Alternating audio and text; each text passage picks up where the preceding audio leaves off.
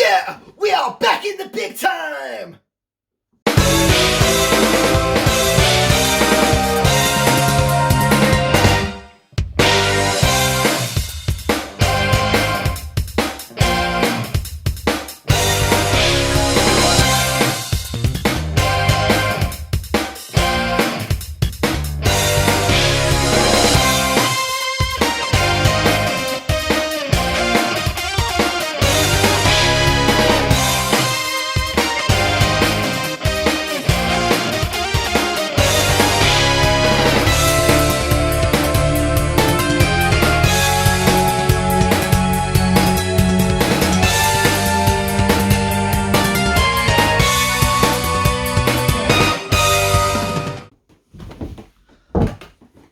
So we're finally back with a bang.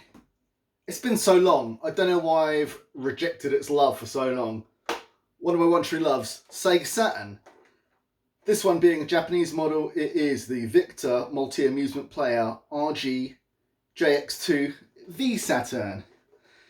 Now, why is it from Victor? Well, Sega have a bit of a running history with Victor, who are JVC, known to us in the West. So they produced the Mega Drive Mega CD combo called the Wonder Mega, and then followed it up with a second revision of that, and another version that was released in the States called the JVC XI. So when it comes to the Sega Saturn, Sega licensed it out again. So you had Saturns from Samsung in Korea, I think. In Japan, there were two versions from Victor, the RX1, the JX1 and the JX2. And then also Hitachi released their own, plus also another version, which was like a navigation model. Very expensive. This one's not ridiculously expensive. It's maybe 10, 20 quid more expensive than the regular Saturn you get. This is actually the revision 2 model. So a lot of people think that the Saturn wasn't a success. And in the West, not so much. I think in England and the USA, it had about 250 games. It was definitely less than 300. In Japan, it was actually quite successful. It had around 1,000 games. Let's put that into perspective. So the PlayStation 1 had over 5,000 games and the Saturn had 1,000. You know, compared that to the UK and US, had about 250 here. So it was a successful console in Japan, but it was just that the PlayStation was an absolute anomaly, and obviously we know all about what's happened with the PlayStation brand. So yeah, funnily enough, it's a bit of an unspoken word that like Sega have never actually had a successful console in their mainland. So in Japan, the Master System was never popular. The Mega Drive was in third place after the PC Engine and Super Nintendo or Super Famicom over there.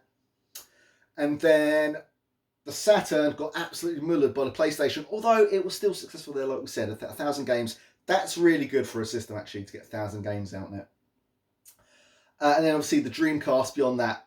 In perspective, I think worldwide the Dreamcast had 600 games, only lasted 2 years, if that. So yeah, Sega Saturn. At one point, well, let's go way back. So when I was at college, I think I shared a console. One of my friends, we bought a PlayStation between us, a chipped PlayStation, so we could play copied games. And then someone at college was offloading their Saturn UK version. I picked it up and then slowly started reaming through the games. At one point, I felt like I was keeping the Saturn economy alive in the UK. I was buying 1 to 2 games a month when they come out. I've got all the brand new expensive games. Well, they're expensive now. At the time, I was picking up like Burning Rangers, Panzer Dragoon Saga, Steep Slope Sliders. When these games were coming out, the only one I missed was Deep Fear, which was like Sega's answer to Resident Evil 2, because that famously did not come to the Saturn. So yeah, I think it was already in decline in the UK when I got it, but I amassed loads of games. I was buying loads of games, loads and loads. I was at one point going for a complete collection, but I was down to a couple of pricey ones, and then I was picking up sports games. I'll see if I can dig out a picture from my photo bucket from years ago of, I think, some of the collection I had. I had some Japanese games, but this is the first time I've ever had a Japanese system. And it's beautiful. What a beauty. From Victor. Let's have a look at the pad. Look at this. These pink buttons. What a nice controller. Let's have a look at some of the games we've picked up.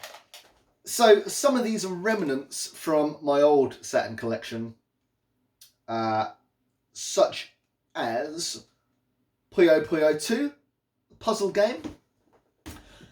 Those in the West may know this better as Kirby's Avalanche on Nintendo's, and Dr. Robotnik's Mean Bean Machine. Classic puzzle title. That's an oldie for the collection. Fighting game I never actually had, I think, on my UK Saturn collection. That is Sega's arcade game, Fighting Vipers. So, 3D fighting game where you can destroy the other character's armour and kick them out for a ring out. Remember when games like this are all the rage? You don't see 3D fighters anymore. Known in the West as Worldwide Soccer, this is Victory Goal 96. So this has got J-League teams. It actually uses the Saturn multi-tap, if you can see that. Here we go. This is great. So this is the second game, I believe, in Capcom's Night Stalker, Dark Stalker series. Vampire Hunter. So conversion from the CPS2 arcade game. One-on-one beat 'em up in classic 16-bit, well, 16-bit, whatever, arcade style from the 90s. Very good. Sort of monsters theme. Here we go. Beautiful graphics, beautiful soundtrack. This is Sega's winter sports game, Winter Heat. So superb athletic style game set in the winter. Converted from the arcade game. Here we go. This was Hudson Soft's take on a 3D version of Bomberman, and this is called Bomberman Fight. I believe this runs in the Saturn's high resolution mode. That's quite fun, a little bit janky. And here we go, rolling into some big guns. So, been playing Salamander a lot on the PC Engine lately, and I played this on MAME a little bit. But the emulation used to be janky. I don't know about these days, but I thought, I'll forget it. I'll get it on the home system one day. And the years rolled by, I never did. But here we are. So we've got Salamander 2 as part of the Salamander Deluxe Pack Plus. So this includes the original arcade game of Salamander, the amended version, which is called Life Force, and then we've got the 1996 version of Salamander 2, which is absolutely fantastic. So Salamander 2, it's got sort of bio-organic stages and enemies, similar in a vein to X-Multiply or Darius Gaydon's got the fish. So it's got creatures, whatever. Fantastic. That is going up in price. Got that for about 50 quid. Fantastic pickup. Now this Christmas treat to oneself. I end up buying this from Japan because prices on eBay they're going towards 200 quid. So around 150, going towards 200. It's a pain. One of my favourite games of all time. I've played this to death in MAME over the years, but now we've got the home version. It's got arranged soundtracks, screen modes coming out your ear, many options. It's absolutely amazing. One of the greatest shooting games of all time from Raising. It is Battle Garegga. What a treat. I mean, I thought I'd got a major score on this. I actually got it for about 90 quid from Yahoo Auctions Japan. 90 quid delivered, and then I got stung for about 25 quid import duty. So it was about, well, you can do the math, 115 quid, which is still not too bad. It's in great shape. Plays great. Absolutely phantasmo. Maybe we'll have a look at some gameplay.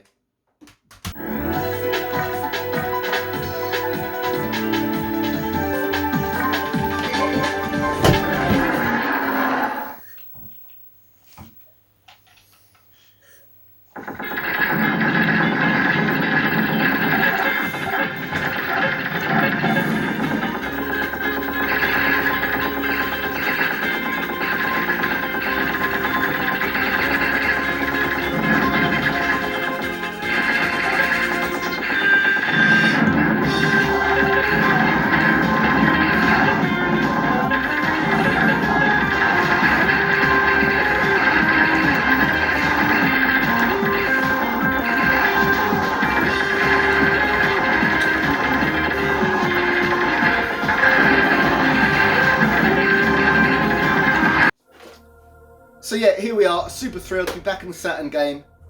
Maybe we'll do some gameplay videos. I'll definitely keep you updated on what we're going to do games-wise.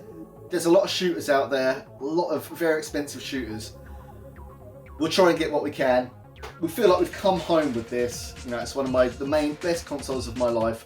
So many good arcade games. I think one of the things we forget is that when the PlayStation came out, they tried to go straight to 3D and kind of leave the 2D generation behind, but there were lots of gamers that still wanted 2D games because they hadn't really reached that apex. In the arcades with like the Neo Geo, you were getting amazing 2D graphics.